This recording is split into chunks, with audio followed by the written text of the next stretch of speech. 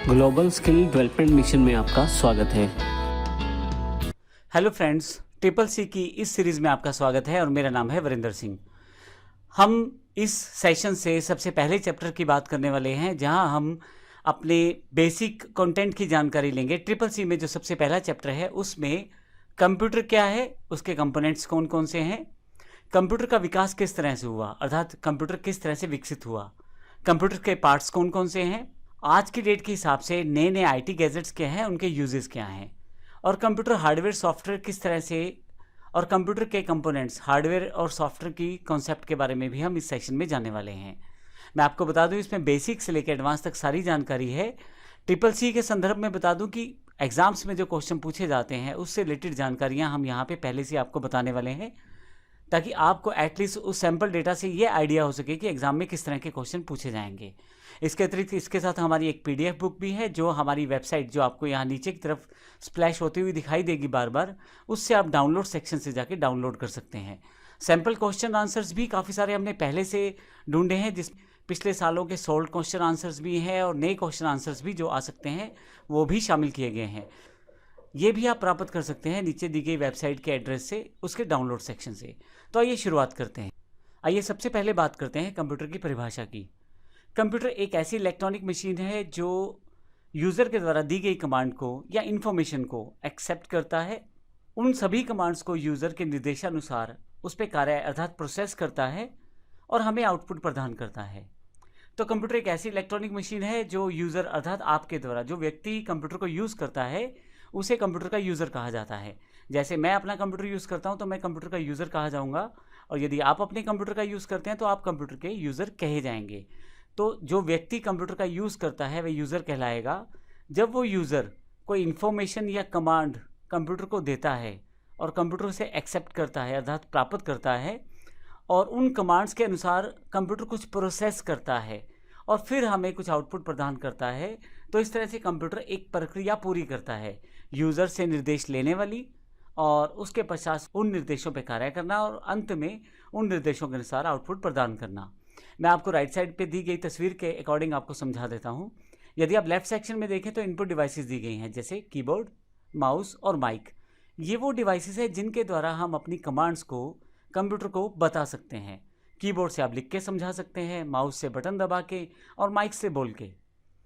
जो commands user यानी कि मैं या आप देंगे वो सभी सीपीयू के पास पहुंचेंगी। सीपीयू उन सभी कमांड्स के ऊपर प्रोसेस करेगा। जैसा कि हमने यहाँ पे देखा, यूज़र के द्वारा जो कमांड दी गई वो तो दी गई इनपुट डिवाइसेस जैसे कीबोर्ड, माउस या माइक के द्वारा।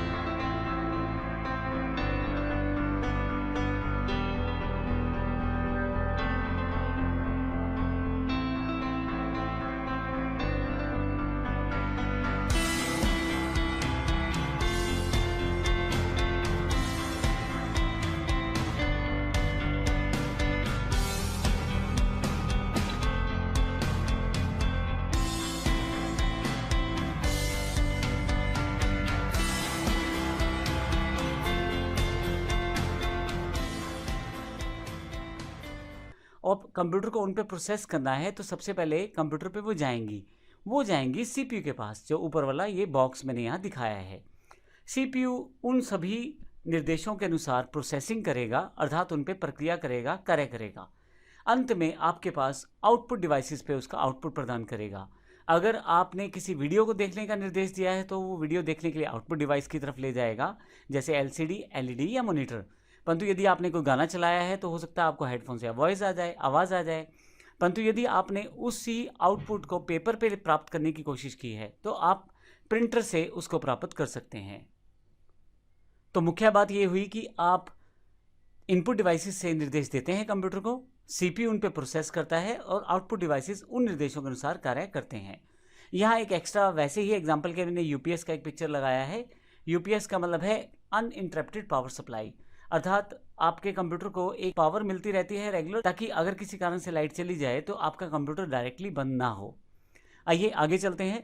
यहाँ मैं दो डेफिनेशन और बता रहा हूँ आपको। कंप्यूटर डेटा को इनपुट के रूप में प्राप्त करता है, यूज़र के द्वारा दी गई कमांड्स के अनुसार प्रोसेस करता है और हमें आउटपुट प्रदान करता है। इसीलिए कंप्यूटर को हम डेटा प्रोसेसिंग यूनिट भी कहते हैं। इसको एक एग्जांपल से समझते हैं। मान लीजिए आपको 2 जमा 3 करना है, तो आप एज अ यूज़र कीबोर्ड का प्रयोग करेंगे 2 जमा 3 लिखने के लिए। सीपीयू पहले समझेगा करना क्या है, क्या आपने जमा दबाया है, गुना दबाया है। सीपीयू को तो नहीं पता, आपने कीबोर्ड पे दबा दिया तब पता लगा है सीपीयू को। सो सीपीयू 2 जमा 3 करेगा, लेकिन 5 तो उसने टोटल कर दिया। 2 जमा 3 5 रहेगा, लेकिन वो 5 कहाँ दिखाया जाए।